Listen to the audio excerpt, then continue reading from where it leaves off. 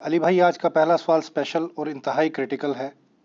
अमूमन मुनकरीन अहादीस की जानिब से ये फितना उठाया जाता है कि सूरतुल बकरा की आयत नंबर 254 और दीगर मुतअद्दिद आयात कुरानी में अल्लाह ताला के सामने किसी भी सिफारिश और शफाअत की नफ़ी आई है।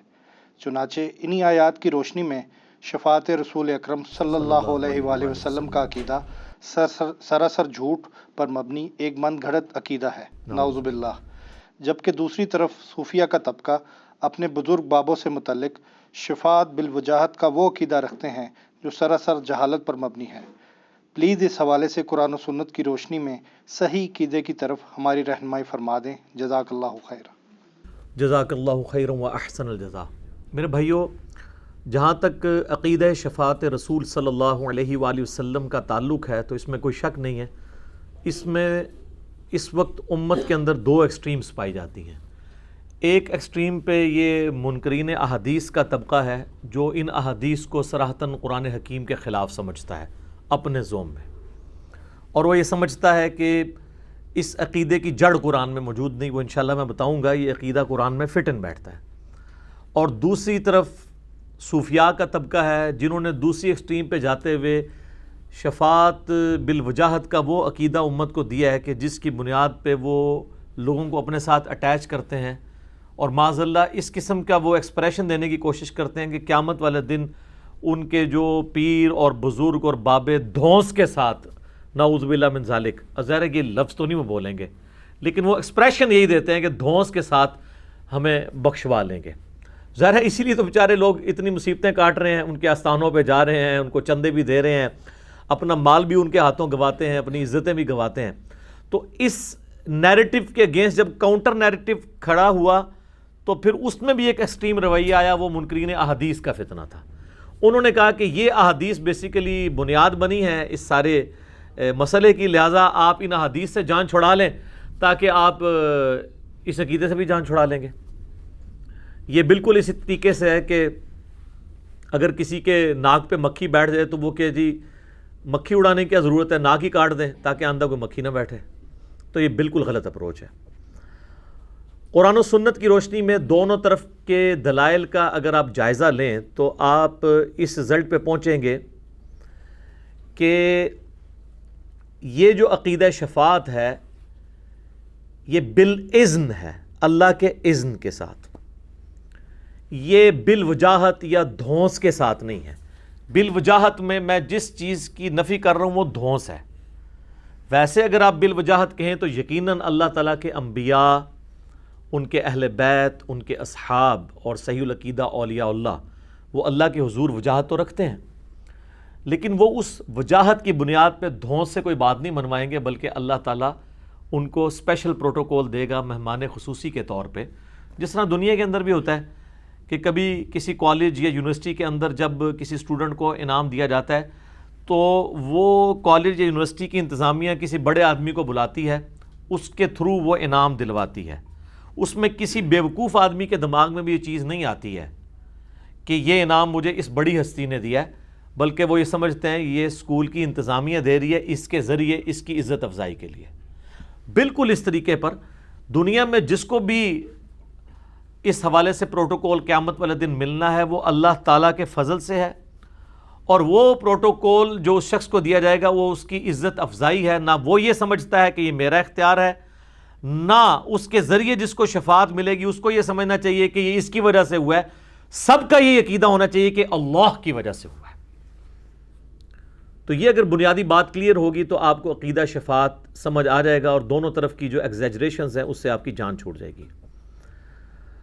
इसमें यह बात भी याद रखिएगा कि ना तो सिर्फ कोई शख्स अपने अमाल के ऊपर भरोसा करके बैठ सकता है, और ना कोई शख्स सिर्फ और सिर्फ अल्लाह ताला की रहमत या शफाअत रसूल सल्लल्लाहु अलैहि वसल्लम के ऊपर भरोसा करके बैठ सकता है। ये दोनों एक्सट्रीम रवैये हैं। हक जो है वो इसके दरमियान है कि अमाल भी करने हैं और अल्लाह की रहमत और उसके महबूब सल्लल्लाहु अलैहि वसल्लम की शफाअत की उम्मीद भी रखनी है। तो फिर अक्सर कभी दिमाग में ये भी सवाल आ जाता है कि अगर अमाल ही करने हैं तो फिर रहमत की या शफाअत की ज़रूरत क्यों पड़ेगी? इसलिए कि कोई शख्स ये दावा कर सकता है कि उसका हर अमल जो है परफेक्शन के साथ है।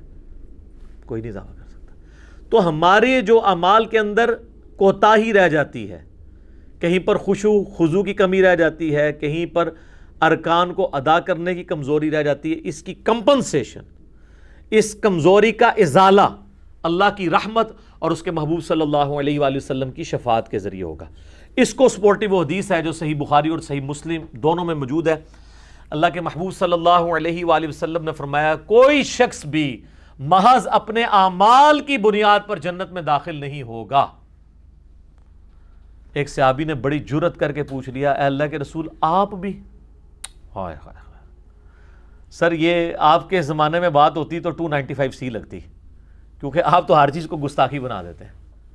اور صحابہ کو آپ دیکھیں نبی علیہ السلام نے کوئی بیریئر نہیں رکھا، وہ ڈائریکٹ کوسچن کر سکتے تھے اور اسے گستاخی نہیں سمجھا جاتا تھا. اور فائدہ کیا ہوا؟ آپ علیہ السلام نے عقیدہ کلیئر کر دیا. جب انہوں نے کہا یا رسول اللہ آپ بھی؟ آپ فرمایا ہاں میں بھی، جب تک میرے رب کی رحمت مجھے ڈھانپ نہ لے. الفاظ ذرا دیکھیں، میں بھی محض اپنے اعمال کی بنیاد پہ جنت میں نہیں جاؤں گا. تو اگر نبی علیہ السلام محض اعمال کی بنیاد پہ جنت میں نہیں جائیں گے تو کوئی اور شخص کیسے دعویٰ کر سکتا ہے کہ میں اللہ تعالیٰ کی رحمت سے یا نبی صلی اللہ علیہ وآلہ وسلم کی شفاعت سے اپنے آپ کو آزاد کروا لوں؟ ناٹ ایٹ آل، ایسے ہو نہیں سکتا. قرآن حکیم میں میرے بھائیوں جن آیات کے اندر شفاعت کی یا سفارش کی نفی آئی ہے کیٹاگوریکلی، وہ اس شفاعت کی نفی آئی ہے کہ جو شفاعت بغیر اعمال کے، بغیر اللہ کے احکامات کی پیروی کیے، صرف سفارش کے اوپر دھونس کے ساتھ کوئی شخص کسی کو بخشوا کے لے جائے. واقعی یہ والی شفاعت تو ہے ہی نہیں ہے. قرآن حکیم کی آیات اس کی مذمت کرتی ہیں، ایسی کوئی شفاعت ایگزسٹ نہیں کرتی. اور جن آیات کے اندر شفاعت کا اس بات آیا ہے کہ شفاعت ہوگی، سفارش ہوگی، وہ ہے کہ وہ بھی اللہ کے اذن سے ہوگی، کسی کی دھونس کے ساتھ نہیں. اور اللہ تعالیٰ وہ اذن دے گا اپنے ان محبوب بندوں کو ان کی عزت افزائی کے لیے، چیف گیسٹ کے طور پر. اور وہ سب سے بڑے چیف گیسٹ ہمارے محبوب امام کائنات سید الاولین والآخرین شفیع المذنبین رحمت للعالمین سیدنا و مولانا امام اعظم محمد رسول اللہ صلی اللہ علیہ وآلہ وسلم کی مبارک ذات ہے. یہ محمد رسول اللہ کا پروٹوکول ہے صلی اللہ علیہ وآلہ وسلم. وہ قیامت کے دن کے مہمان خصوصی ہیں. اس پہ بخاری مسلم کی درجنوں احادیث ہیں، انشاءاللہ میں اس کو کور کروں گا. پہلے ہم قرآن سے اس مقدمے کو کلیئر کریں کہ قرآن حکیم میں عقیدہ شفاعت کی جڑ کہاں پہ موجود ہے. لوگ کہتے ہیں نا جی یہ کیسے ہو کہ ایک شخص نے نیک اعمال نہیں کیے، صرف ایمان لے کر آ گیا ہے اور اس کے اعمال کے اندر کمزوری ہے اور پھر بھی وہ بخشا جائے گا.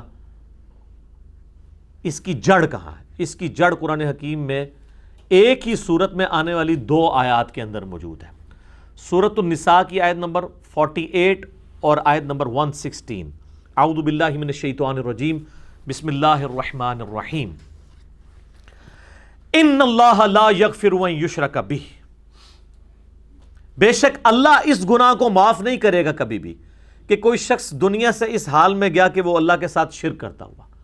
وَيَغْفِرُ مَا دُونَ ذَلِكَ لِمَن يَشَاءُ، شرک کے سوا ہر گناہ اللہ تعالیٰ معاف کر دے گا جس کے لیے وہ چاہے گا. وَمَن يُشْرِكْ بِاللَّهِ فَقَدْ ضَلَّ ضَلَالًا بَعِيدًا، جو کوئی اللہ کے ساتھ شرک کرے وہ گمراہی میں جا پڑا، اور گمراہی میں بھی بڑی دور کی گمراہی میں جا پڑا. یہ میرے بھائیو یہ جو آیت 2 دفعہ ریپیٹ ہوئی ہے تھوڑے سے فرق کے ساتھ، سورہ نساء آیت نمبر 48 اور 116، اس میں جڑ موجود ہے کہ جس نے شرک نہ کیا ہوا اس کے نامہ اعمال میں کوئی بھی اور گناہ ہوا الٹیمیٹلی اللہ تعالیٰ اسے بخش دے گا. امید ہے، اوپن لیسنس نہیں ہے. تو اب اللہ تعالیٰ کو کوئی پوچھ سکتا ہے کہ یا اللہ اس نے شرک تو نہیں کیا تھا، اس نے فلاں گناہ کیا، یہ فلاں گناہ کبیرہ کا مرتکب تھا، جس طرح منکرین احادیث کرتے ہیں سورۃ البقرہ سے آیات پیش کر کے. اور یہ آپ کو پتہ ہے معتزلہ کا بھی عقیدہ تھا، وہ کہتے تھے جو گناہ کبیرہ کرنے والا ہے وہ ہمیشہ دوزخ میں رہے گا. اور وہ کہتے تھے قرآن میں آیا ہے کہ جو دوزخ میں جائے گا تو وہ کبھی نکالا نہیں جائے گا. ان کو یہ آیات بھول گئی تھی کہ اللہ تعالیٰ شرک کے سوا سارے گناہوں کو معاف کر دے گا تو دوزخ سے نکال کے ہی معاف کرے گا نا. اس کا ان کے پاس کوئی جواب نہیں ہے. اور اگر وہ کہتے ہیں کہ شرک کے سوا سارے گناہ معاف ہوں گے بغیر جہنم میں جائے ہوئے، پھر تو پورے کا پورا مقدمہ ہی الٹ جائے گا. یہ تو وہ بھی نہیں کہیں گے، وہ کہیں گے نہیں جہنم میں جانا لازمی ہے تاکہ ان گناہوں کا وبال وہ چکھے، اور وہی قرآن میں فٹ ان بیٹھتا ہے۔ ورنہ اگر آپ یہ کہیں گے کہ شرک کے سوا ہر گناہ معاف ہو جائے گا اور جہنم کا بھی پھیرا نہیں لگے گا، پھر تو پورے کا پورا مقدمہ آپ کے اپنے خلاف آ گیا، پھر تو ہم ون ون سچویشن میں دونوں طرف کھڑے ہوئے۔ تو یہ جڑ ہے کہ الٹیمیٹلی اس کو گناہوں سے پاک کر دیا جائے گا جہنم میں ڈال کے، اور وہ اپنی سزا بھگت کے لاکھوں سال بعد، کروڑوں سال بعد، وہ اللہ کو پتہ ہے۔ وَلِعَوْذُ بِاللَّهِ تَعَالَى اللہم اجرنا من النار۔ الٹیمیٹلی توحید اتنی وزنی چیز ہے کہ وہ نکال لیا جائے گا، اور یہ ہے جڑ یہ آیت کہ شرک اگر نہیں کیا ہوا باقی سارے گناہ جہنم میں جھونکے جانے سے معاف ہو جائیں گے۔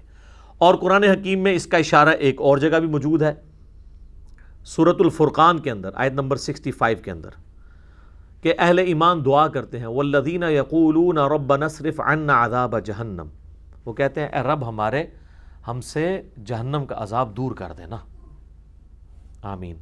انہا ساءت مستقرا و مقاما، بے شک جہنم ایک لمحے کے لیے بھی رہنے کے لیے بری جگہ ہے، اور ہمیشہ کے رہنے کے لیے بھی بری جگہ ہے۔ تو اس آیت میں اشارہ مل گیا کہ سارے لوگ جو جہنم میں جائیں گے نا، جس طرح منکرین احادیث کہتے ہیں کہ جو جہنم میں چلا گیا وہ نکالا ہی نہیں جائے گا، تو پھر یہ کیوں آیا کہ وہ ایک لمحے کے لیے بھی بری جگہ ہے اور ہمیشہ والی بھی؟ اس کا مطلب ہے کچھ ایسے ہوں گے جو ہمیشہ کے لیے ہوں گے، اور کچھ ایسے ہوں گے جو ہمیشہ کے لیے نہیں ہوں گے، ایک لمحے کے لیے یا چند ٹائم کے لیے۔ کروڑوں سال میں 100 سال ایک لمحہ ہی ہے نا، ہمارے اعتبار سے تو ایک لمحہ نہیں ہے، تو تھوڑے ٹائم پیریڈ کے بعد ان کو نکال لیا جائے گا، اور وہ نکالا جائے گا کیوں؟ ان اللہ لا یغفر ان یشرک بہ ویغفر ما دون ذلک لمن یشاء۔ منکرین احادیث سے جب بھی آپ بات کریں تو ڈاکٹرن پہ بات کیا کریں۔ ان کی عادت یہ ہے کہ آپ ان کا ایک مسئلہ حل کرتے ہیں دوسری طرف بھاگ جاتے ہیں۔ ان کو کہیں ایک اصول پہ کھڑے رہیں کہ آپ کا یہ اصول ہے معتزلہ والا کہ جو جہنم میں گیا وہ اب قیامت تک نہیں، ہمیشہ کے لیے جہنم میں جائے گا، تو آپ کا اصول تو ٹوٹ گیا، کیونکہ اللہ تعالیٰ کہہ رہا ہے ان اللہ لا یغفر ان یشرک بہ۔ تو پھر آپ یہ مانو نا کہ شرک کے سوا باقی گناہوں کی وہ سزا بھگتے گا تو الٹیمیٹلی نکالا جائے گا۔ اب وہ یہ نہ اس کو مان سکتے ہیں نہ تھوک سکتے ہیں۔ اگر مانیں گے تو اپنی ڈاکٹرن ٹوٹ جائے گی، اور اگر انکار کریں گے پھر ان کو یہ کہنا پڑے گا کہ جی وہ جس نے شرک نہیں کیا وہ جہنم میں جائے گا ہی نہیں، پھر تو سر موجے مارو سارے بس شرک نہ کرو باقی سارے کام کر لو، ٹھیک ہے؟ تو وہ ہمارے والی ڈاکٹرن ماننی پڑے گی جو کتاب و سنت میں فٹ ان بیٹھتی ہے، الحمدللہ۔ اچھا، اب میرے بھائیو سورۃ البقرہ کی آیت نمبر 254 جس کا آپ نے حوالہ دیا، آیت الکرسی سے پچھلی آیت، یہ قرآن حکیم میں مختلف انداز میں یہ آیت ریپیٹ ہوئی ہے، سورۃ البقرہ میں 2 دفعہ آئی ہے، اور آیت الکرسی پارہ نمبر 3 میں پہلے ہی پیج کے اوپر یہ آیت بڑی شان کے ساتھ آئی ہے۔ اعوذ باللہ من الشیطان الرجیم، بسم اللہ الرحمن الرحیم، یا ایہا الذین آمنوا انفقوا مما رزقناکم من قبل ان یأتی یوم لا بیع فیہ، اے اہل ایمان اللہ کی راہ میں اس کے دیے ہوئے رزق میں سے خرچ کر لو اس دن سے پہلے کہ جب قیامت والا دن یعنی جب آ جائے گا تو کوئی تم سے مال قبول نہیں کیا جائے گا، رشوت نہیں اللہ تعالیٰ لے گا، ولا خلۃ، نہ کسی کی کوئی دوستی کام آئے گی، ولا شفاعت، نہ کسی کی شفاعت کام آئے گی۔ یہ شفاعت وہ ہے جو دھونس والی ہے، والکافرون هم الظالمون، اور انکار کرنے والے نہ شکرے وہی ظالم لوگ ہیں۔ پاکستان میں کافر کہہ دیا، لوگ کہتے ہیں ساڈے واسطے آیت ہے ہی نہیں، یہ تو ہندوؤں واسطے ہے۔ کفر چاہے کوئی عمل سے کرے چاہے عقیدے سے کرے، اس پہ فٹ ہوتی ہے بات۔ البتہ اس سے اگلی آیت جو ہے آیت الکرسی، اس میں اللہ تعالیٰ نے کنزیکٹو، اس میں تو شفاعت کی کیٹاگوریکل نفی کی، اور اس کے اگلی آیت کے اندر ایک ایکسیپشن بیان کر دی، من ذا الذی یشفع عندہ الا باذنہ، کون ہے جو اللہ کے حضور کسی کی شفاعت کر سکے ہاں اس کے اذن کے ساتھ۔ دنیا میں سفارش کیوں کی جاتی ہے؟ کسی کو پکڑ کے تھانے میں لے گئے تو بڑا آدمی جاتا ہے، وہ کہتا ہے جی آپ کو غلط فہمی ہوئی ہے، بہت شریف آدمی ہے، میں اسے جانتا ہوں، آپ میری سفارش اس کے حق میں قبول کر لیں، میں اس کی گارنٹی دیتا ہوں۔ اللہ کو کوئی کہہ سکتا ہے کہ یا اللہ تو نے غلطی سے پکڑ لیا یہ بندہ، میں جانتا ہوں بڑا اچھا آدمی ہے؟ نا، یہ ادھر صرف آپ سے دعوے کرواتے ہیں کہ جی ہم اس وقت تک جنت میں نہیں جائیں گے جب تک اپنے سارے مریدوں کو نہ لے جائیں. جنت میں تو نہیں لے کے جائیں گے, کہیں اور لے کے جا سکتے ہیں. یہ ساری دھونسیں ہیں ان کی, صرف ادھر کے لیے. آگے تو انہوں نے کھنگڑ نہیں دینا کسی نے. اور دوسری طرف بخاری مسلم سے آپ کو حدیثیں سنا رہے ہوتے ہیں, وہ میں آگے بیان کروں گا کہ انبیاء کی بھی سفارش, انبیاء بھی نفسہ نفسی کر رہے ہوں گے. انبیاء نفسہ نفسی کر رہے ہوں گے اور شیخ عبد القادر جیلانی, بایزید بستامی, جنید بغدادی بقول ان کے وہ پھڈا ڈال کے بیٹھ جائیں گے. ہائے ہائے, اور سارے ہوتے کھنگڑ نہیں دینا کسی نے. یہ ٹائٹل ہمارے نبی علیہ السلام کا ہے. اور ان کے بعد پھر جب شفاعت کا دروازہ کھلے گا تو بخاری مسلم میں احادیث آتی ہیں, پھر انبیاء بھی سفارش کریں گے, فرشتے بھی کریں گے, نیک لوگ بھی کریں گے. نیک لوگ وہ جنہوں نے اللہ کی عبادت کروائی ہوگی, اپنی نہیں. وہ حدیثیں میں انشاءاللہ بیان بھی بعد میں کر دوں گا. تو اس آیت کے اندر 255 آیت الکرسی کے اندر اس کیٹاگوریکل ڈینائی میں ایک ایکسیپشن آ گئی کہ اللہ کے اذن کے ساتھ کر سکتا ہے, اور وہی شفاعت ہے جس کا ثبوت موجود ہے. سورۃ النبا کی آیت نمبر 37 کے اندر, یہ پارہ نمبر 30 میں جو پہلی سورت ہے, رب السماوات والارض وما بینہما, وہی رب ہے آسمانوں اور زمین کا اور جو کچھ اس کے درمیان ہے. الرحمن لا یملکون منہ خطابا, رحمان وہ ہے کہ کسی کی جرت نہیں کہ اس کے سامنے کوئی کلام بھی کر جائے. یہ ادھر ہی کہتے ہیں جناب وہ پھڑا پا لیں گے. اللہ کہہ رہا ہے جرت نہیں کسی کی بول جائے. یوم یقوم الروح والملائکۃ صفا, اس دن تو حالت یہ ہوگی کہ سارے فرشتے اور روح قدس, جبرائیل بھی صف باندھ کے اللہ کے سامنے کھڑے ہوں گے. ہائے ہائے, لا یتکلمون, کلام کی بھی جرت نہیں ہوگی ان کی. جبرائیل کی جرت نہیں ہوگی اور بایزید کی ہوگی. اپنی عقل کا ماتم کریں, اس وشفل تھنکنگ میں آپ اپنی زندگی گزارتے رہے. پھر میں نے یہ بتایا تھا اسی چیپٹر میں لکھا ہوا ہے کہ بایزید بستامی کہتے تھے جب ان سے لوگ پوچھتے تھے بتائیں قیامت والے دن لوگ آپ کے جھنڈے کے نیچے ہوں گے یا محمد صلی اللہ علیہ وآلہ وسلم کے جھنڈے کے نیچے ہوں گے, تو وہ کہتے تھے میں قسمیہ کہتا ہوں کہ محمد اور تمام نبی اور پوری مخلوق میرے جھنڈے کے نیچے ہوگی. اور اس کے آگے تعویل کی ہے مصنف نے, عطار صاحب نے. عطار صاحب کہتے ہیں اس سے کوئی گستاخی نہ سمجھے, اور کی نہیں سمجھے, یہ بھی گستاخی. وہ کہتے ہیں اصل میں نا اس طرح کے کلمات ان کے منہ سے نکل جایا کرتے تھے. اچھا, اور اس کو کہتے ہیں شطحیات. عربی میں اتنا موٹا لفظ رکھا ہے کہ ڈر جائے کہ پتہ نہیں کیڑی قرآن حدیث ہے. اس کا آپ اردو میں ترجمہ کریں تو بنتا ہے بونگیاں. ہاں سر, شطحیات کا آپ ترجمہ کر لیں, اول فول جو بول دے نا اس کو کہتے ہیں شطحیات, بونگیاں. وہ کہتے ہیں وہ جو ہے نا وہ خاص کیفیت میں ہوتے ہیں. اچھا, وہ کیفیت وہ کہتے ہیں جی دیکھیں وہ کیا کہیں گے میں بتاتا ہوں. وہ تو کہتے ہیں حدیث میں ہے, وہ حدیث بخاری میں موقوفاً مولا علی کا قول ہے اور ابن ماجہ میں مرفوعاً نبی علیہ السلام سے ہے کہ 3 لوگ ہیں جن سے اللہ تعالیٰ نے قلم اٹھا لیا ہے. نمبر 1 جو بچہ ہے نابالغ, نمبر 2 سویا ہوا شخص, اور نمبر 3 جو پاگل ہے. پاگل کون ہوتا ہے؟ بونگیاں, شطحیات. تو وہ کہتے ہیں ان سے تو قلم ہی اٹھا ہوا ہے. تو سر پھر آپ ان کو بزرگ بنا کے تو پیش نہ کریں نا. آپ کہیں کہ یہ مجنون تھے تو ہم ٹھیک ہے, کلندر تھے, وہ کلندر بھی مجنون کو ہی کہہ رہے ہوتے ہیں نا. تو اور پھر میں خادم رضوی صاحب حافظہ اللہ تعالی والا جملہ بولوں گا کہ وہ کہتے ہیں نا یار دیکھو انہوں الکانا جانو, وہ جیڑا پونکدا جے نبی تے پونکدا جے تے سارے الکانا جانو. اے کتابیں جو کچھ پونکیا جے نبی علیہ السلام تے پونکیا جے. بزرگوں کو میں کچھ نہیں کہہ رہا, 1 ٹن حسن ظن رکھتے ہوئے چھوڑ دو. تو اگر نہیں مانیں گے میں پھر کہاں گا بابا جی گل وچ کوئی اور ہے, اندر کی بات کوئی اور ہے, آپ لوگ ماننا نہیں چاہتے ہیں تو دیں. قسمیاں کہتا ہوں وہ کہتے ہیں. اور پھر وہ عطار صاحب آگے تعویل کرتے ہیں وہ اصل میں ان کے منہ سے اللہ بول رہا تھا, تو اللہ کا جھنڈا تو محمد کے جھنڈے سے بڑا ہوگا. لہٰذا وہ یہ جو کہتے تھے وہ ساتھ لکھا ہے کہ سبحانی سبحانی ما اعظم شانی ما اعظم شانی, میں پاک ہوں میری شان کتنی بلند ہے. یہ تو اللہ ان کے منہ سے بول رہا تھا, اس لیے انہیں آپ کو پاک کہتے تھے نا, تو اللہ تو کہہ سکتا ہے. اور یہ سیم تعویل کشف المحجوب میں بھی ہوئی ہے بازید والے چیپٹر میں. اور آگے وہ فرید الدین عطار لکھتے ہیں یہ جو کہتے تھے نا لوائی اعظم من لوائی محمد, میرا جھنڈا محمد کے جھنڈے سے بھی اعظم ہوگا، تو اصل میں یہ اللہ ان کے منہ سے بول رہا تھا، اور اللہ کا جھنڈا تو محمد کے جھنڈے سے بڑا ہی ہوگا۔ کڈی وڈی کہانی کرائی ہے۔ میرا ایک معصومانہ سوال ہے، کیا قیامت والے دن دو جھنڈے ہوں گے؟ جھنڈا تو ایک ہے۔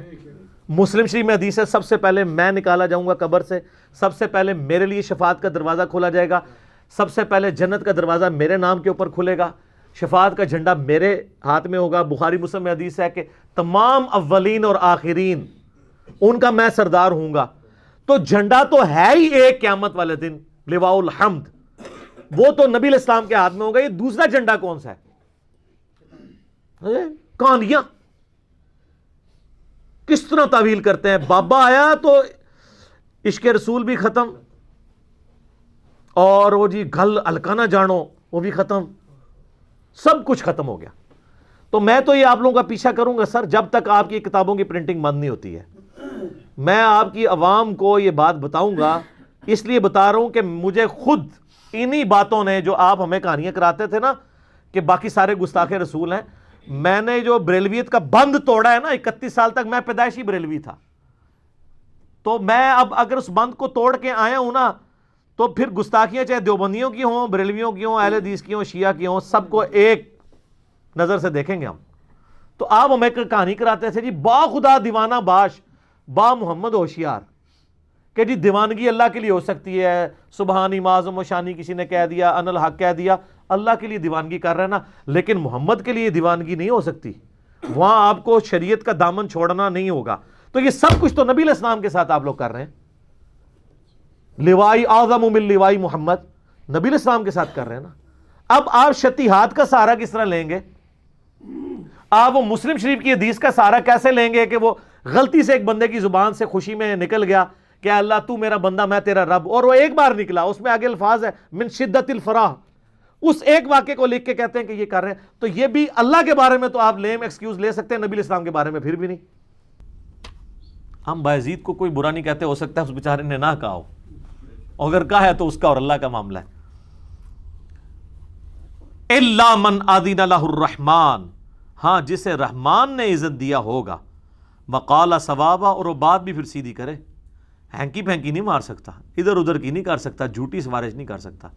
تو اس سے بھی پتہ چلا کہ کوئی تو ایک ہے ایسا جس کو رحمان نے اذن دیا ہوا ہے، ورنہ بار بار اذن کا ذکر نہ ہوتا، ہمیشہ کیٹاگوریکل ڈینائل ہوتا، مطلقاً ڈینائل نہیں آیا، اگر آیا تو ساتھ ایکسیپشن بھی بار بار آئی، اس کے علاوہ بھی کئی ایک آیات ہیں۔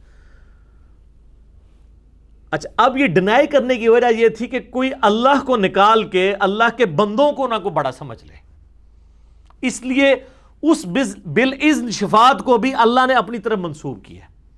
سورۃ الانعام آیت نمبر 51 کمال آیت ہے، اللہ تعالیٰ نے عقیدہ سمجھا دیا۔ وَأَنذِرْ بِهِ الَّذِينَ يَخَافُونَ أَن يُحْشَرُوا إِلَىٰ رَبِّهِمْ، اے نبی اس قرآن کے ذریعے ان لوگوں کو ڈر سنائیے جو خوف رکھتے ہیں اس بات سے کہ انہیں اللہ کے حضور پیش ہونا ہے قیامت کے دن۔ لَيْسَ لَهُم مِّن دُونِهِ وَلِيٌّ وَلَا شَفِيعٌ، ان کو یہ بتا دیں کہ اللہ کے سوا نہ تو کوئی ان کا دوست ہوگا اور نہ کوئی سفارشی، لعلہم یتقون، تاکہ وہ ڈر جائیں۔ اب اس میں تو پھر آ گیا جی اللہ کے علاوہ کوئی سفارشی نہیں ہوگا، مراد اللہ جس کو شفاعت کا اذن دے گا وہ کرے گا، وہ خود نہیں کوئی کرے گا۔ اسی طریقے سے سورہ الزمر کی آیت نمبر 19 ہے، کمال ہے، وہ بھی کلائمیکس ہے اس کا، عقیدہ شفاعت کلیئر کرنے کے لیے۔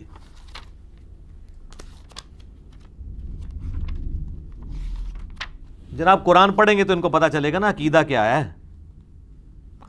افمن حق علیہ کلمۃ العذاب، اے نبی بھلا جس کے حق میں عذاب کا حکم اللہ کی طرف سے ہو چکا ہے، افانت تنقذ من فی النار، کیا تم اسے بچا لو گے دوزخ میں جانے سے؟ اس سے بڑی بات کون سی کرے تمہارا رب تم سے؟ تم بابوں کو لے کے بیٹھے ہوئے ہو۔ رسول اللہ کو کہا جا رہا ہے سورہ الزمر آیت نمبر 19، اے نبی جس کو اللہ آگ میں پھینک دے کیا تم اسے نکال لو گے آگ سے؟ تو حضور کو تو کہنا چاہیے ہاں میں نکال لوں گا، کیونکہ میرے امتی کہتے ہیں کہ خدا کا پکڑا چھڑائے محمد، اور محمد کا پکڑا چھڑا کوئی نہیں سکتا۔ سب کہانیاں 2007 کی بات ہے اور مجھے ڈیٹ بھی یاد ہے، 22 مارچ 2007. یہ اب چل رہی ہے جولائی 2020، آلموسٹ 13 سال پہلے کی بات. مفتی منیب الرحمان صاحب اس وقت بھی روحیت ہلال کمیٹی کے چیئرمین تھے، آج بھی ہیں تادم حیات. تو کراچی میں آفس کے کام کے سلسلے میں نے بلوچستان جانا تھا، تو کراچی ڈیفنس میں میری رہائش تھی، تو میں ٹائم نکال کے نا غلام سعود سعیدی صاحب کو بیسیکلی تو میں نے ملنا تھا رحمہ اللہ تعالیٰ. وہ ان کے مدرسے میں شیخ الحدیث تھے. تو مفتی صاحب سے بائی چانس ملاقات ہوگی آلموسٹ پونے گھنٹے کی. تو باتیں جب شروع ہوئیں، ان دنوں میں نیا گمراہ ہو رہا تھا، ابھی مکمل نہیں ہوا تھا، یعنی انورٹڈ کاماز میں. مفتی صاحب کہنے لگے کہ دیکھیں کتنے افسوس کی بات ہے، ہم بریلویوں کے پلیٹ فارم کے اوپر شرکیہ نعتیں پڑھی جا رہی ہیں. میں حیران ہو گیا کہ یار شرک کا لفظ تو یہ کبھی استعمال ہی نہیں کرتے، ماں بہن کی گالی سمجھتے ہیں وہ تو شرک کو ختم کیے بیٹھے ہیں، اس لیے ان کی وہاں کار بھی رہی ہے، ان کو پتہ ہی نہیں ہے. میں نے کہا جی مفتی صاحب کون سی؟ کہتے ہیں یہ دیکھیں نا شعر نہیں پڑھتے، خدا کا پکڑا چھڑائے محمد، محمد کا پکڑا چھڑا کوئی نہیں سکتا. وہ کہتے ہیں یہ کون سا دین ہے جو پریزنٹ کر رہے ہیں؟ تو ایک جملہ انہوں نے بولا کہ یہ شان الوہیت اور شان رسالت کے مقابلے کرواتے ہیں، اور یہ بڑے گستاخ رسول ہیں کہ ممبروں پر اللہ اور رسول کا مقابلہ کرواتے ہیں.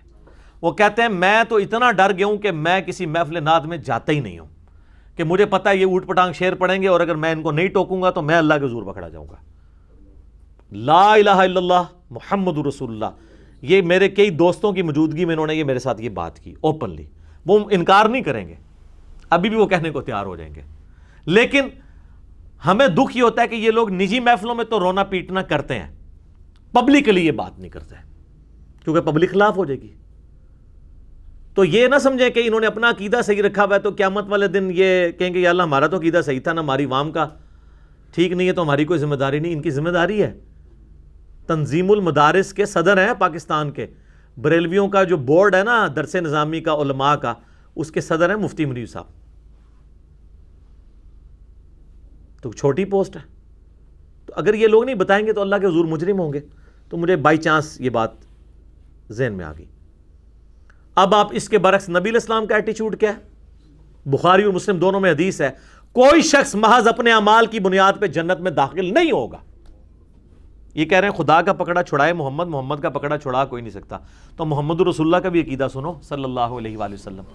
صحابہ نے جرت کر کے پوچھ لیا یا رسول اللہ آپ بھی؟ آپ فرمایا ہاں میں بھی، جب تک میرے رب کی رحمت مجھے ڈھانپ نہ لے میں بھی محض اپنے اعمال کی بنیاد پہ جنت میں نہیں جا سکتا.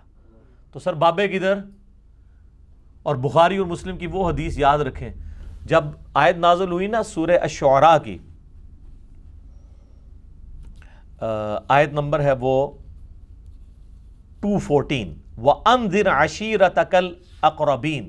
اے نبی اپنے قریبی رشتہ داروں کو آخرت کا ڈر سنائے. تو سر بخاری اور مسلم دونوں کے الفاظ ہیں، نبی علیہ السلام اپنے ایک ایک قریبی رشتہ دار کے پاس آئے.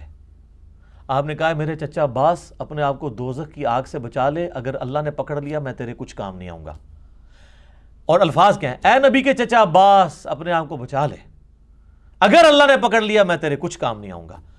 اے اللہ کے نبی کی پھپھی صفیہ اپنے آپ کو دوزخ کی آگ سے بچا لے، اگر اللہ نے پکڑ لیا تو میں تیرے کچھ کام نہیں آؤں گا. اے میری بیٹی فاطمہ اپنے آپ کو دوزخ کی آگ سے بچا لے، میرے مال سے جو کچھ لینا ہے تو لے لے، لیکن اللہ نے اگر تجھے قیامت والے دن پکڑ لیا تو میں تیرے کچھ کام نہیں آؤں گا. یار اس کے علاوہ کس طریقے سے کوئی شخص واضح کر کے باتوں کو بتا سکتا ہے؟ اور یہ بخاری مسلم ہے، کہانی شریف، سٹوری شریف، بابا شریف، بزرگ شریف نہیں ہے. یہ بخاری شریف مسلم شریف ہے. تو آپ صلی اللہ علیہ وآلہ وسلم نے امت کو عقیدہ بالکل واشگاف بتا دیا. صلاۃ بر محمد وآل محمد، اللہم صلی علی محمد وعلی آل محمد. تو سر پھر ہمیں کہنے دینا کہ مرنے سے پہلے اے مسلمان کر لے اس میں غور، کتابوں کا خدا اور ہے، بابوں کا خدا اور. باب خدا تو اسی کو مانتے ہیں لیکن ان کوالٹیز کے ساتھ نہیں جو کتابوں میں آئی ہیں. کہنے کو تو دین سب کا اسلام ہے، لیکن صوفی بھی کہتے ہیں کہ ہم اسلام کو مانتے ہیں، سلفی بھی کہتے ہیں، منکرین احادیث بھی کہتے ہیں. کہنے کو تو دین سب کا اسلام ہے لیکن کتابوں کا جہاں اور ہے. بابوں کا جہاں اور. تو اسی کو تو ہم نے عرض کیا. اب میرے بھائیوں، شفاعت کے حوالے سے آپ صلی اللہ علیہ وآلہ وسلم کی کچھ احادیث جس سے یہ پتہ چلے کہ شفاعت پہ آپ نے تکیہ نہیں کر لینا. ایک تو یہ 2 حدیثیں میں نے بیان کر دی.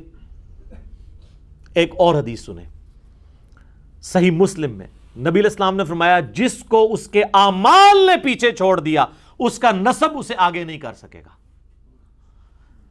یہ پورے کے پورے جو سید زادوں نے جو غلط ہے ان میں لوگ جو ڈرامہ رچایا ہوا ہے نا، الٹا وہ ہمیں کہہ رہے ہوتے ہیں امتی. ہم ان کے امتی نہیں ہیں، نبی علیہ السلام کے امتی. پورا ڈرامہ اس میں ختم ہے. نبی علیہ السلام فرمایا جس کے اعمال نے اسے پیچھے کر دیا اس کا نسب اسے آگے نہیں کر سکے گا. تو سید فخر کس پہ کرتے ہیں؟ رسول اللہ کے نسب پہ. اور حضور فرما رہے ہیں، یہ مسلم شریف سر کہانی شریف نہیں، جس کو اس کے اعمال نے پیچھے چھوڑ دیا اس کا نسب اسے آگے نہیں لا سکے گا. تو سر وہ سیدہ فاطمہ کو یہی تو کہا.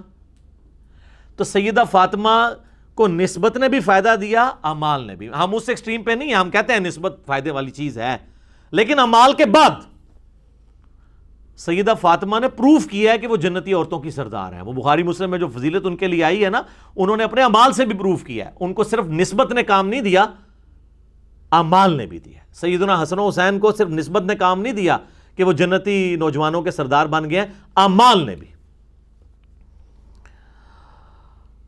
اب نبی صلی اللہ علیہ وآلہ وسلم کے حوالے سے شفاعت کا چونکہ ذکر ہے تو ہم آپ کو ایک اور آیت سناتے ہیں جو سورۃ الفرقان کی آیت نمبر 30 ہے. وقال الرسول یا ربی ان قوم اتخذوا هذا القرآن مہجورا. رسول اللہ صلی اللہ علیہ وآلہ وسلم قیامت والے دن شکایت کریں گے کہ اے اللہ میری قوم نے، میری امت نے قرآن کو پیٹھ کے پیچھے ڈال دیا تھا. تو نبی علیہ السلام کی شفاعت والی باتیں تو آپ کو ساروں نے بتائی ہیں. یہ آیت آج تک کسی نے بتائی ہے کہ قیامت والے دن نبی علیہ السلام نے آپ کی شکایت بھی لگانی ہے قرآن چھوڑنے پر؟ یہ نہیں بتاتے. اسی کانٹیکسٹ میں ایک اور آیت ہے سورہ نساء کی آیت نمبر 41 جس کے کانٹیکسٹ میں بخاری و مسلم دونوں میں حدیث ہے. نبی علیہ السلام نے ایک دن سیدنا عبداللہ ابن مسعود رضی اللہ تعالیٰ عنہ سے فرمایا اے عبداللہ ہمیں قرآن سناؤ. انہوں نے عرض کیا اللہ کے رسول صلی اللہ علیہ وآلہ وسلم قرآن تو آپ پہ نازل ہوا ہے، میں آپ کو قرآن سناؤں؟ آپ نے فرمایا مجھے دوسرے لوگوں سے قرآن سن کر لطف آتا ہے. تو عبداللہ ابن مسعود کہتے ہیں میں نے تلاوت شروع کی سورہ نساء کی، اور جب میں آیت نمبر 41 پہ پہنچا فَكَيْفَ إِذَا جِئْنَا مِن كُلِّ أُمَّةٍ بِشَهِيدٍ، وہ کیا وقت ہوگا جب ہم ہر امت میں سے ایک گواہ کو اٹھائیں گے، یعنی اس امت کے پیغمبر کو، کہ ہاں بھئی تم نے امت تک پیغام پہنچایا اور اس کے جواب میں امت نے تمہارے ساتھ کیا ایٹیچیوڈ رکھا.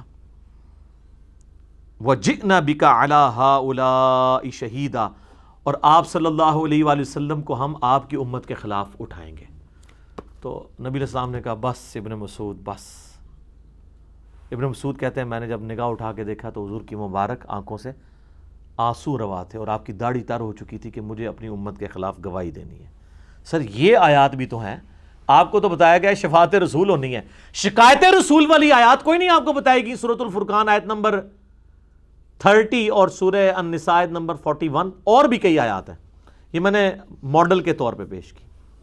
صحیح مسلم میں حدیث ہے نبی علیہ السلام ایک دن بڑے غمگین بیٹھے ہوئے تھے تو حضرت جبرائیل آ گئے. اللہ نے بھیجا کہ جاؤ ہمارے نبی سے پوچھو کیوں غمگین ہے، حالانکہ اللہ جانتا ہے. کہا یا رسول اللہ آپ کیوں پریشان ہیں؟ تو نبی علیہ السلام نے کہا کہ سورہ ابراہیم کی آیت پڑھی کہ ابراہیم علیہ السلام کہیں گے، ان کی تو دنیا میں انہوں نے اپنے عقیدے کا اظہار کر دیا کہ اے اللہ جو ایمان لے آئے وہ میرے، جو نہیں لے کے آئے وہ تیرے، تو جانے اور تیرا معاملہ. پھر سورہ المائدہ کی آیت تلاوت کی. حضرت عیسیٰ علیہ السلام کہیں گے اے اللہ یہ تیرے بندے ہیں، چاہے تو ان کو معاف کر دے چاہے ان کو پکڑ لے. اور پھر حضور نے کہا کہ اے اللہ میں یہ نہیں کہتا جو ابراہیم اور عیسیٰ نے کہا، میں کہتا ہوں اے اللہ میری امت میری امت میری امت. تو پھر حضرت جبرائیل نے کہا کہ اللہ تعالیٰ نے مجھے پیغام دے کے بھیجا ہے کہ میرے نبی کو کہو کہ ہم آپ کو آپ کی امت کے معاملے میں کبھی بھی رسوا نہیں ہونے دیں گے. اس کا اشارتاً ذکر قرآن میں بھی ہے وَلَسَوْفَ يُعْطِيكَ رَبُّكَ فَتَرْضَىٰ، اے نبی عنقریب ہم آپ کو اتنا دیں گے کہ آپ اپنے رب سے راضی ہو جائیں گے. صلاۃ بر محمد و آل محمد، اللہم صلی علی محمد و علی آل محمد. بخاری اور مسلم دونوں میں حدیث ہے، نبی علیہ السلام نے فرمایا 5 ایسی چیزیں ہیں جو میرے سوا کسی اور نبی کے حصے میں نہیں آئی۔ نمبر 1، 1 مہینے کی مسافت سے اللہ نے میرا رعب ڈال دیا ہے کافروں پر۔ نمبر 2، میرے لیے پوری زمین کو مسجد بنا دیا کہ میرے امتی جہاں چاہیں وہ نماز پڑھ سکتے ہیں، پہلے ایسا نہیں تھا۔ نمبر 3، میرے لیے مال غنیمت کو حلال کر دیا، اگلوں کے لیے نہیں تھا۔ نمبر 4، مجھے اللہ تعالیٰ نے شفاعت کا اذن دیا۔ اور نمبر 5، مجھے پوری انسانیت کے لیے پیغمبر بنا کے بھیجا۔ تو اس میں بھی شفاعت کا ذکر موجود ہے۔ صحیح مسلم میں ایک حدیث ہے، نبی علیہ السلام نے فرمایا کہ میں نے اللہ کے حضور 3 بار دعا کی اجازت مانگی، اجازت ملی تو میں نے تینوں دفعہ یہی دعا کی، اے اللہ میری امت کو بخش دے، اے اللہ میری امت کو بخش دے۔ 2 بار کی اور تیسری دعا میں نے قیامت کے دن کے لیے رکھی ہوئی ہے۔ اور وہ دن وہ ہوگا جس دن ابراہیم علیہ السلام بھی میری طرف متوجہ ہوں گے۔ اس حدیث میں الفاظ ہیں مسلم کے۔ اسی کو اعلیٰ حضرت نے شعر میں کہا ہے نا، وہ جہنم میں گرا ان سے جو مستغنا ہوا، بلکہ اردو میں مستغنی لفظ ٹھیک ہے، وہ جہنم میں گرا ان سے جو مستغنی ہوا، ہے خلیل اللہ کو حاجت رسول اللہ کی۔ جو کہ نا مجھے رسول اللہ کی حاجت نہیں، ان کی شفاعت کی ضرورت نہیں، وہ جہنم میں جائے گا۔ خلیل اللہ کو جب حاجت ہے تو اور تو سب کو ہوگی، ان سے بڑا تو کسی کا مرتبہ نہیں نبی علیہ السلام کے بعد۔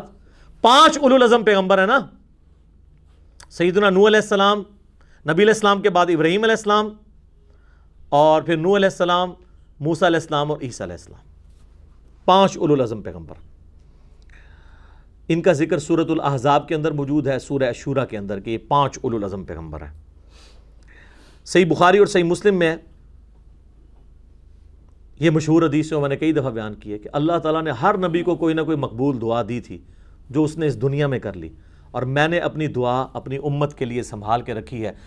میری اس دعا سے میرے ہر امتی کو نفع پہنچے گا سوائے اس شخص کے جس نے اللہ کے ساتھ کسی قسم کا شرک کیا ہوا۔ مشرک کے لیے شفاعت نہیں ہے، موحد کے لیے۔ صحیح مسلم میں ایک اور حدیث ہے، ابن مسعود کہتے ہیں کہ شب معراج نبی علیہ السلام کو 3 تحفے ملے۔ نمبر 1، 5 نمازوں کا، نمبر 2، سورۃ البقرہ کی آخری 2 آیات، اور نمبر 3، جو شرک نہیں کرے گا اس کی مغفرت کر دی جائے گی۔ اور بخاری مسلم کی وہ حدیث جو معاذ ابن جبل کو حضور نے پیٹھ کے پیچھے بٹھایا تھا، آپ نے فرمایا معاذ، کہا لبیک یا رسول اللہ، جانتے ہو کہ اللہ کا اپنے بندوں پہ کیا حق ہے؟ کہا اللہ اور اس کا رسول بہتر جانتے ہیں۔ فرمایا اللہ کا اپنے بندوں پر یہ حق ہے کہ وہ صرف اسی کی عبادت کریں اور اس کے ساتھ کسی کو شریک نہ ٹھہرائیں۔ صرف عقیدہ توحید نہیں، پریکٹیکلی عبادت بھی کر کے بتائیں۔ پھر سواری تھوڑے آگے گئی تو پھر آپ نے کہا معاذ لبیک یا رسول اللہ، جانتے ہو جو شخص یہ کر لے اس بندے کا اللہ پر کیا حق ہے؟ ہوئے ہوئے، کہا اللہ اور اس کا رسول بہتر جانتے ہیں۔ فرمایا ایسے بندے کا حق ہے کہ اللہ تعالیٰ اسے عذاب نہ دے اور جنت میں داخل کرتے ہیں۔ سبحان اللہ وبحمدہ، سبحان اللہ العظیم۔ صحیح مسلم میں حدیث ہے، قیامت کے دن میں اولاد آدم کا سردار ہوں، سب سے پہلے مجھے قبر سے نکالا جائے گا، سب سے پہلے میری سفارش قبول ہوگی اور سب سے پہلے سفارش کروں گا بھی میں۔ مسلم شریف میں ایک اور حدیث ہے، سب سے پہلے جنت کے دروازے پر میں دستک دوں گا، پوچھا جائے گا کون، تو میں کہوں گا محمد صلی اللہ علیہ وسلم۔ وہ فرشتہ عرض کرے گا کہ مجھے حکم بھی یہ ہے کہ میں آپ کے سوا کسی اور کے لیے جنت کا دروازہ نہ کھولوں جب تک آپ جنت میں داخل نہ ہو جائیں۔ صلاۃ بر محمد و آل محمد، اللہم صلی علی محمد و علی آل محمد۔ یہ ساری حدیثیں بخاری مسلم کی ہیں الحمدللہ۔ ایک وہ حدیث ہے جو ڈیٹیل کے ساتھ بخاری اور مسلم دونوں میں آئی ہے، اس کے کئی ایک طرق آئے ہیں۔ شفاعت والے چیپٹر میں صحیح مسلم میں 77 احادیث ہیں۔ کتنی؟ 77۔ انٹرنیشنل نمبر کے مطابق 457 سے 533 شروع میں 77 احادیث مسلم شریف میں، بخاری میں بھی ہے، مسلم میں 77 احادیث ہیں، اور بخاری میں بھی یہ حدیث موجود ہیں، ان میں سے کئی ایک، اور کمبائنڈ فارم میں آپ کو مشکات میں 46 احادیث کمبائنڈ فارم میں بخاری مسلم کی مل جائیں گی، انٹرنیشنل نمبر کے مطابق 5566 سے لے کر 5611 تک۔ جس میں وہ تفصیلی حدیث ہے جو سورہ بنی اسرائیل کی آیت نمبر 79 کے کانٹیکس میں ہے، عسیٰ ان یبعثک ربک مقاما محمودا، قریب ہے اے نبی صلی اللہ علیہ وآلہ وسلم آپ کا رب آپ کو اس مقام پر فائز کرے گا جہاں ہر کوئی آپ کی تعریف کرے گا۔ مقام محمود تعریف کیا گیا، حمد کیا گیا۔ اس آیت کے کانٹیکس میں امام بخاری بھی حدیث لے کے آئے، امام مسلم بھی، وہ جو آپ نے بچپن سے سنی ہے کہ قیامت والے دن سب کے سب لوگ کسی سفارشی کی تلاش میں نکلیں گے، بلکہ اس کا آغاز یہ ہوتا ہے کہ حضور علیہ السلام بکری میں دست کا گوشت تناول فرما رہے تھے، اور آپ نے فرمایا جانتے ہو میں سید الاولین والآخرین ہوں، جتنے گزر چکے اور جتنے قیامت تک آئیں گے میں ان کا قیامت والے دن سردار اور ان کا خطیب ہوں اللہ کی بارگاہ میں، سب کی طرف سے میں پیش ہوں گا۔ پھر آپ نے کہا کہ سنو، قیامت کا دن اتنا سختی والا دن ہوگا، کوئی شخص اپنے پسینے میں ڈبکیاں جو ہے وہ سر تک کھا رہا ہوگا، کوئی سینے تک، کوئی گھٹنوں تک، کوئی ٹخنوں تک، کافی عرصہ اسی طرح گزرے گا۔ پھر لوگ کہیں گے ہم کوئی سفارشی نہ تلاش کریں۔ اچھا کسی کی جرت نہیں ہو رہی ہوگی کہ اللہ سے بات کرے، کیوں؟ لمن الملک اليوم للہ الواحد القہار، سورہ غافر میں جو آتا ہے، سورہ المومن میں، آج کس کی بادشاہت ہے؟ اس اکیلے کی جو سب پہ چھایا ہوا ہے۔ جب اس کا نام ہی القہار ہے تو کس نے نیڑے لگنا ہے؟ تو سب لوگ کہیں گے ہم آدم کے پاس کیوں نہ چلیں جو ہمارے جد امجد ہیں، جن کو اللہ نے اپنے مبارک ہاتھوں سے جیسا کہ اس کی شان کے لائق پیدا کیا۔ تو کہیں گے حضرت آدم سے جا کے ان کی تعریفیں بیان کریں گے، اے آدم آپ تو پہلے انسان ہیں دنیا پہ، آپ کو اللہ نے اپنے مبارک ہاتھوں سے بنایا، فرشتوں سے آپ کو سجدہ کروایا، تو آج آپ اللہ کے حضور ہماری سفارش نہیں کرتے؟ وہ کہیں گے کہ آج مجھے اپنی غلطی یاد آ رہی ہے کہ مجھے اللہ نے منع کیا تھا، حالانکہ وہ غلطی معاف ہو چکی بھی ہے۔ یہ ہے اللہ کے نیک بندوں کی نشانی۔ اور جو بدماش بندے ہوتے ہیں نا، ان کی نشانی یہ ہوتی ہے کہ ہم جنت میں اس وقت تک نہیں جائیں گے جب تک آپ کو بھی نہ لے جائیں۔ یہ بدماشوں کی نشانی ہوتی ہے۔ نیک وہ ہوتے ہیں کہ جن کی غلطیاں معاف بھی ہوئی ہوں نا، پھر وہ کہتے ہیں کہ آج بھائی آج اللہ تعالیٰ غصے میں ہے کہ پرانا کھاتے ہی نہ کھل جائے، اور بابے نو کنگن نہیں دینا کسی نے، تسی کہہ رہے ہو بابے آئے کر لیں گے، تو پھر ہم کیوں نہ کہا کریں کہ مرنے سے پہلے اے مسلمان کر لے اس پہ غور، کتابوں کا خدا اور ہے، بابوں کا خدا اور، وہ پتہ نہیں کس خدا کو مانے ہوئے ہیں، اس خدا کو اس طرح مانے جو نبیوں نے آپ کو تعارف کروایا ہے۔ حضرت آدم کہیں گے تم نوح کے پاس جاؤ، اور حضرت آدم نوح علیہ السلام کی تعریف بیان کریں گے کہ وہ آدم ثانی ہیں، اور یہ لوگ آئیں گے کہیں گے کہ آپ کو اللہ تعالیٰ نے حضرت آدم علیہ السلام کے بعد آپ کے ذریعے نسل انسانی چلائی، آپ آدم ثانی ہیں، آپ انبیاء کے جد ہیں اس اعتبار سے کہ سب آپ کی اولاد میں پیدا ہوئے، تو آج آپ سفارش نہیں کرتے؟ وہ کہیں گے کہ میں نے اپنے کافر بیٹے کے لیے شفاعت کی دعا کی تھی، مجھے آج ڈر ہے کہ آج اللہ تعالیٰ اس بات پہ میری پکڑ نہ کر لے، حالانکہ اس کی بھی معافی ہو چکی بھی ہے۔ وہ کہیں گے اس طرح کرو تم ابراہیم کے پاس چلے جاؤ، ابراہیم علیہ السلام کے پاس جائیں گے، کہیں گے آپ تو جد الانبیاء ہیں، خلیل اللہ ہیں، اللہ کے بیسٹ فرینڈ، آپ کی تو تعریف میں قرآن کی آیات ہیں۔ سر ابراہیم سے اوپر کون ہو سکتا ہے؟ ہمارے نبی علیہ السلام کو قرآن میں کہا گیا کہ آپ ابراہیم کی ملت کی پیروی کریں۔ ابراہیم علیہ السلام کہیں گے کہ مجھے آج اپنی غلطی یاد آ رہی ہے، دنیا میں مجھے 3 دفعہ توریتاً جھوٹ بولنا پڑا تھا، یا آپ توریہ کہہ لیں، تو آج تو مجھے وہ غلطی یاد آ رہی ہے کہ کہیں اللہ تعالیٰ میری پکڑ نہ کر لے۔ تو 3 مواقع پہ بولنا پڑا۔ ایک بار انہوں نے اپنی بیوی کو بادشاہ کے غضب سے بچانے کے لیے کہہ دیا یہ میری بہن ہے، اور دل میں یہ سوچا کہ اسلام کے رشتے میں۔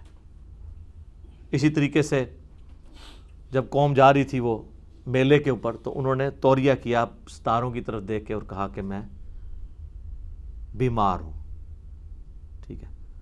اور تیسری دفعہ جب انہوں نے بت توڑ دیے تھے، انہوں نے کہا اس کے بڑے نے کیا ہوگا، اور اشارہ دل میں اپنی طرف تھا۔ اس طرح کا توریہ کرنا جائز ہے، تقیہ کہہ لیں اسے، توریہ کہہ لیں۔ بہرحال اللہ کے نیک بندے تو ڈرتے ہیں۔ تم جاؤ موسیٰ کے پاس، وہ کلیم اللہ ہیں، اور موسیٰ علیہ السلام تو انہوں پتہ ہے ایکسٹروورٹ بھی نے، انہوں نے اللہ نال بڑی فرینکنس بھی ہے، وہ تو اللہ نے بھی کہتے نہیں اللہ میں تمہیں ویکھنا ہے، کسی اور پہ اوپر نے ضرورت نہیں کی ہے، ذرا وہ ایکسٹروورٹ تھے نا۔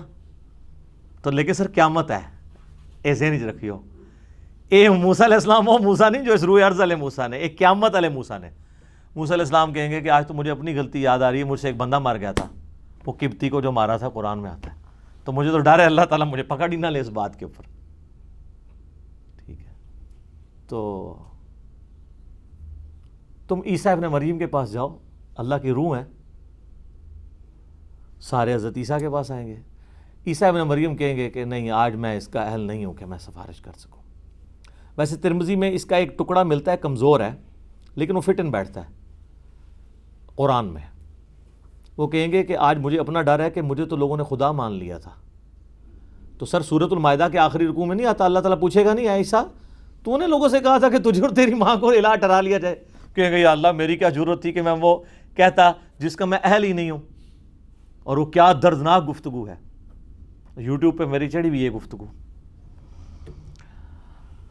تو کہیں گے آج ایک شخص ہے جس کو اللہ تعالیٰ نے امن دیا ہے اور جس کی اگلی اور پچھلی خطائیں اللہ نے معاف کر دی ہیں, تم محمد رسول اللہ کے پاس جاؤ صلی اللہ علیہ وآلہ وسلم. حضور کہتے ہیں سب کے سب میرے پاس آئیں گے, میں اللہ کے حضور سجدہ کروں گا, جب تک اللہ چاہے گا میں سجدے میں رہوں گا.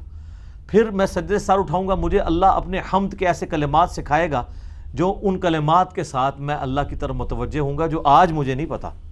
اسی یار یہ سارا پلان تو اللہ کر رہا ہے, کلمات بھی اللہ سکھا رہا ہے کہ یہ پڑھو تو میرا غصہ ٹھنڈا ہوگا, پھر شفاعت کا دروازہ کھلے گا اور پھر نبی علیہ السلام شفاعت کرنا شروع کریں گے. اور پھر بخاری مسلم میں آتا ہے کہ جب ونس نبی علیہ السلام کی شفاعت کا دروازہ آپ کے ہاتھوں پہ کھلے گا, پھر انبیاء بھی, فرشتے بھی, اولیاء اللہ بھی شفاعت کریں گے. حتیٰ کہ بخاری مسلم کے الفاظ ہیں کہ آپ علیہ السلام نے فرمایا کہ میں بار بار اللہ کی اجازت سے جاتا رہوں گا, اللہ تعالیٰ ہر دفعہ میرے لیے ایک تعداد مقرر کرے گا. الٹیمیٹلی جب میں آخری دفعہ جاؤں گا تو دروغ جہنم مالک مجھے کہیں گے اب آپ کا کوئی امتی دوزخ میں نہیں سوائے اس کے کہ جسے قرآن نے روک لیا ہے. اور قرآن نے کس کو روک لیا ہے؟ انہ من یشرک باللہ فقد حرم اللہ علیہ الجنہ ومأواہ النار وما للظالمین من انصار. مشرک کے لیے جنت حرام ہے, موحد کے لیے جنت ہے. صحیح مسلم میں حدیث ہے, نبی علیہ السلام کا ایک غلام تھا ربیہ, آپ کو وضو کرواتا تھا. ایک دن سمندری راہ میں جوش میں فرمایا سل ربیہ مانگ کیا مانگتا ہے؟ وہ بھی تیاری کر کے بیٹھا, اس نے کہا یا رسول اللہ جنت میں آپ کا پڑوس مانگتا ہوں. آپ فرمایا کچھ اور مانگ لیں, انہوں نے کہا نا یا رسول اللہ یہی. فرمایا پھر کثرت سجود سے میری مدد کر, یعنی تو اللہ کی عبادت کر, صرف میرے اوپر نہ بیٹھ, میری شفاعت سے تجھے جنت میں پڑوس مل جائے گا. اس پہ میں کہتا ہوں رابعہ کا عقیدہ نہ رکھیں, ربیہ کا عقیدہ رکھیں. رابعہ تو کہتی تھی نا میں جہنم کو پانی سے بجھا دوں اور دوزخ کو آگ لگا دوں. مولا علی علیہ السلام کی طرف یہ جھوٹ منسوب کیا ہوا ہے, بالکل غلط, نعوذ باللہ. جامعہ ترمذی میں حدیث ہے انس ابن مالک جنہوں نے 10 سال حضور کو وضو کروایا ہے, بخاری مسلم میں آتا ہے, کہتے ہیں یا رسول اللہ میں قیامت والے دن آپ کو تلاش کہاں کروں, میں آپ سے اپنے حق میں شفاعت کروانا چاہتا ہوں, آپ میری شفاعت کریں گے؟ حضور نے فرمایا ہاں. تو یا رسول اللہ کہاں تلاش کروں؟ انشور کیا, ایڈریس بھی دسو. فرمایا پولیس رات پہ آ جانا. یا رسول اللہ اگر وہاں نہ ہوئے؟ فرمایا میزان عمل پہ آ جانا. یا رسول اللہ وہاں پہ بھی نہ ہوئے؟ فرمایا حوض کوثر پہ آ جانا. ساری جگہ اپنے امتیوں کو میں اکوموڈیٹ کر رہا ہوں. کہا اگر حوض کوثر پہ بھی نہ ہوئے؟ فرمایا نہیں, ان 3 جگہوں میں کسی ایک جگہ تمہیں مل جاؤں گا. تو نبی علیہ السلام میزان عمل پہ سفارش کر رہے ہوں گے اور حوض کوثر پہ کر رہے ہوں گے, پولیس رات پہ کر رہے ہوں گے رب سلم امتی. صلوات بر محمد و آل محمد, اللہم صلی علی محمد و علی آل محمد. بخاری مسلم میں حدیث ہے کہ اللہ کے بعض نیک بندے ایسے ہیں کہ اللہ پہ کسی بات کی قسم ڈال دینا, اللہ تعالیٰ ان کی وہ قسم پوری کر دیتا ہے. حتیٰ کہ صحیح مسلم میں 4 حدیثیں اویسے کرنی کے بارے میں, اس میں اویسے کرنی کے لیے بھی ذکر ہے کہ یہ بھی ان بندوں میں سے ایک ہے, اس کی شفاعت سے بھی لوگ جنت میں جائیں گے. بخاری مسلم میں ایک حدیث ہے, ایک شخص حاضر ہوا یا رسول اللہ قیامت کب آئے گی؟ آپ فرمایا قیامت کے لیے کوئی تیاری کی ہے؟ کہ یا رسول اللہ میں کوئی زیادہ نوافل تو نہیں پڑھتا, بس پورا فرائض پورے کرتا ہوں, البتہ میں اللہ اور اس کے رسول سے محبت کرتا ہوں. تو آپ نے فرمایا پھر اللہ اور اس کا رسول تمہارے ساتھ ہوں گے. انس ابن مالک کے الفاظ ہیں اس حدیث میں کہ واللہ ایمان لانے کے بعد رسول اللہ کے کسی فرمان سے ہمیں وہ خوشی نہیں ملی جو اس فرمان سے ملی کہ جو اللہ اور اس کے رسول سے محبت کرتا ہے قیامت والے دن اللہ اور اس کا رسول اس کے ساتھ ہوں گے. پھر بخاری مسلم میں الفاظ ہیں, انس ابن مالک کہتے ہیں اے اللہ میں تجھ سے محبت کرتا ہوں, رسول اللہ سے محبت کرتا ہوں, ابو بکر سے محبت کرتا ہوں, عمر سے محبت کرتا ہوں. گو میرے اعمال ابو بکر اور عمر والے اور رسول اللہ والے نہیں ہیں, لیکن پھر بھی میں امید کرتا ہوں کہ مجھے تو قیامت والے دن رسول اللہ کا، ابو بکر اور عمر کا ساتھ نصیب فرما۔ ہم بھی اللہ کے حضور دعا کرتے ہیں کہ اللہ تعالی ہمیں قیامت والے دن شیخین کا، خلفائے راشدین کا، اہل بیت کا اور نبی صلی اللہ علیہ وآلہ وسلم کا ساتھ نصیب فرمائے، آمین ثم آمین۔ صحیح مسلم میں حدیث ہے کہ جس کے جنازے میں 40 ایسے بندے شریک ہوں جو شرک نہ کرتے ہوں تو اللہ تعالیٰ ان کی شفاعت قبول کر لے گا۔ تو عام بندوں کی بھی شفاعت قبول ہو جاتی ہے لیکن مشرک نہ ہو، اور وہ جس کا پڑھ رہے ہیں وہ بھی مشرک نہ ہو، وہ پہلی شرط ہے، ٹھیک ہے، وہ تو ڈیٹم لیول ہے۔ باقی جو سورہ نساء کی آیت نمبر 64 ہے نا، وَلَوْ أَنَّهُمْ إِذْ ظَلَمُوا أَنفُسَهُمْ جَاءُوكَ، کہ جنہوں نے اپنی جانوں پر ظلم کیا وہ رسول اللہ کے پاس حاضر ہوتے، رسول اللہ ان کے لیے شفاعت کرتے۔ یہ منافقین کے لیے نازل ہوئی تھی، لوگ اسے ایکسٹراپولیٹ کرتے ہیں قیامت تک کے لیے۔ اس کے اوپر میں نے الگ سے ایک لیکچر ریکارڈ کروا دیا ہے، اور وہ ہے وسیلے کے نام پر دھوکہ۔ وہ علیحدہ سے ایک ٹاپک ہے، میں آج شفاعت میں اسے ڈسکس نہیں کر رہا، ورنہ لوگ کہیں گے یہ شفاعت والی تو مین آیت آپ نے چھوڑ دی ہے۔ سر یہ آیت اس پورے لیکچر کے برابر تھی، وہ علیحدہ سے میں ریکارڈ کروا چکا ہوں، ہم انشاءاللہ اپنی ویڈیو کے نیچے اس کا لنک بھی دے دیں گے۔ وسیلے کے نام پر دھوکہ، وسیلے کو ہم مانتے ہیں لیکن وہ جو دھوکہ آپ دے رہے ہیں نا، وہ سارے دھوکے میں نے اس میں ذکر کیے، میں اس کو آج سکپ کر دوں۔ جامعہ ترمذی اور سنن ابن ماجہ میں حدیث ہے، نبی علیہ السلام نے فرمایا کہ میرے پاس اللہ کا ایک قاصد آیا، اس نے کہا یا رسول اللہ، یا تو آپ اپنی آدھی امت بخشوا لیں یا شفاعت کا اذن لے لیں، آپشن ہے۔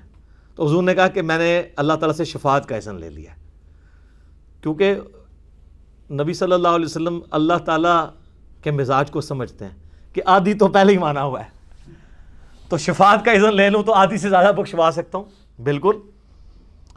جامعہ ترمذی میں، سنن ابن ماجہ میں حدیث ہے کہ میری شفاعت میرے امت کے گناہ کبیرہ کرنے والے لوگوں کے لیے بھی ہے، گناہ کبیرہ کرنے والوں کے لیے بھی۔ بخاری مسلم میں حدیث ہے، نبی علیہ السلام فرمایا کہ جنتیوں کا نصف میری امت سے ہوگا، اور جامعہ ترمذی اور ابن ماجہ میں حدیث ہے جنتیوں کی 120 میں سے 80 صفیں میری امت سے ہوں گی، یعنی نصف سے بھی تھوڑا کراس کر کے۔ اللہم اجعلنا منہم، اللہم اجعلنا منہم، اللہم اجعلنا منہم، اللہم انا نسألک جنت الفردوس مع النبیین والصدیقین والشہداء والصالحین، آمین ثم آمین۔ صحیح مسلم میں حدیث ہے، یہ اب میں آخر میں آپ کو وہ وظیفے بتانے لگا ہوں جو جنت تک پہنچنے والے، کہ جو شخص اذان کا جواب دے، اس کے بعد درود شریف پڑھے اور الوسیلہ والی دعا مانگے، قیامت والے دن میری شفاعت اس کے حق میں حلال ہو جائے گی۔ یعنی وہی کلمات ریپیٹ کرے اذان والے، اس کے بعد ایک دفعہ درود شریف اور پھر الوسیلہ والی دعا جو بخاری میں آئی ہے، اللہم رب هذه الدعوة التامة والصلاة القائمة آت محمدا الوسیلة والفضیلة وبعثه مقاما محمودا الذی وعدته، اتنے الفاظ ہیں۔ اور سنن الکبریٰ البیہقی میں آگے الفاظ ہیں انک لا تخلف المیعاد، باقی جو ہے نا وہ علماء نے کہانیاں جوڑی ہوئی ہیں، تو بخاری مسلم دونوں میں، لیکن مسلم میں ڈیٹیل ہے یہ حدیث۔ صحیح مسلم میں ایک اور حدیث ہے، نبی علیہ السلام نے فرمایا جو مدینے کے مصائب پر، تکالیف پر صبر کرے گا اور مدینے سے باہر نہیں نکلے گا، قیامت والے دن میں اس کا سفارشی بنوں گا۔ جامعہ ترمذی میں حدیث ہے، ہو سکے تو مدینے میں مرو، جس سے مدینے میں موت آئے گی قیامت والے دن میں اس کا شفیع بنوں گا۔ اور آپ کو میں بتاؤں کتنے لوگ ہیں جو مدینہ شریف چھوڑ کے نہیں نکلے۔ میرے اپنے ریلیٹیوز میں سے تھے ایک ہمارے انکل، مور دین 35 ایئرس مدینہ شریف رہے ہیں، ہر دفعہ ویزا ختم ہوا ہے انہوں نے آخری دم تک کوشش کی ہے، میاں بیوی دونوں، پہلے بیوی فوت ہوئی پھر وہ خود بھی فوت ہو گئے، اور میں پہلی دفعہ، دوسری دفعہ، جب بھی 3-4 دفعہ جب بھی گیا تو وہ پورا ان کو سارا پتہ تھا، ساری وہ زیارتیں کرواتے تھے۔ تو آخری دفعہ جب میں 2014 میں گیا تو مجھے، چونکہ وہ فوت ہو چکے تھے، تو میں نے کہا یار اس دفعہ وہ نہیں ہے، ورنہ وہ ساری جگہوں پہ، غزوہ احد والی جگہ پہ سب جگہ لے کے جاتے تھے۔ بال جو ان کی خواہش تھی اللہ نے پوری کر دی، 35 سال مسجد نبوی میں نماز پڑھی واکنگ ڈسٹنس پہ، اور دفن ہوئے ادھر جا کے۔ تو صحیح بخاری میں ہے، سیدنا عمر دعا کیا کرتے تھے، اللہم ارزقنی شہادتاً فی سبیلک، اے اللہ مجھے اپنے راستے میں شہادت کی موت دینا، وجعل موتی فی بلدی رسولک صلی اللہ علیہ وآلہ وسلم، اور اگر مجھے موت آئے تو رسول اللہ کے شہر میں۔ اور سیدنا عمر کی دونوں دعائیں قبول ہوئی ہیں، شہادت کی موت بھی ملی، مسجد نبوی میں زخم لگا، اور اس سے بڑھ کر رسول اللہ کے ساتھ پہلو میں دفن ہوئے، جنت کے ٹکڑے میں، ریاض الجنہ جو بخاری و مسلم میں ہے کہ جنت کے ٹکڑوں میں سے ایک ٹکڑا ہے میرے گھر سے میرے ممبر تک، جس پہ امام بخاری نے باب باندھا ہے، قبر رسول سے ممبر رسول جنت کا ٹکڑا ہے۔ تو بہرحال ہم اللہ تعالیٰ سے دعا کرتے ہیں کہ اللہ تعالیٰ سیدنا عمر والی جو دعا ہے یہ ہم تمام مسلمانوں کے حق میں قبول و منظور فرمائے. قیامت والے دن بھی اپنے محبوب صلی اللہ علیہ وآلہ وسلم کی شفاعت، آپ کے مبارک ہاتھوں سے حوض کوثر، آپ کے مبارک جھنڈے تلے جگہ اور جنت الفردوس میں اپنے محبوب صلی اللہ علیہ وآلہ وسلم کا پڑوس نصیب فرمائے. اب اذانیں شروع ہو جاتی ہیں انشاءاللہ. بقیہ کے سوالات اذان کے وقفے کے بعد انشاءاللہ تعالی.